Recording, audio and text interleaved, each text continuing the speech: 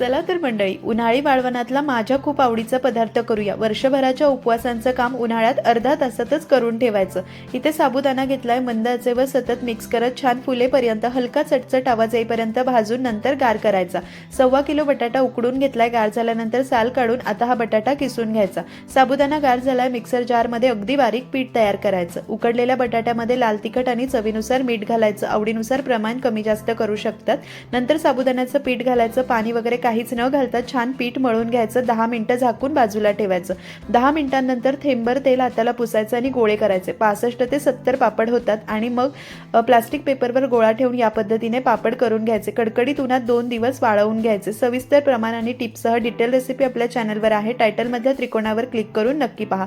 2 दिवसांनंतर पापड छान असे वाढतात। चांगल्या गरम तेलात मोठ्या आचेवर तळून घ्यायचे। चौपट हा पापड फुलला जातो, मस्त खुसखुशीत होतो। नक्की ट्राय करा, आवडला तर लाईक शेअर, चॅनलला सबस्क्राईब करा।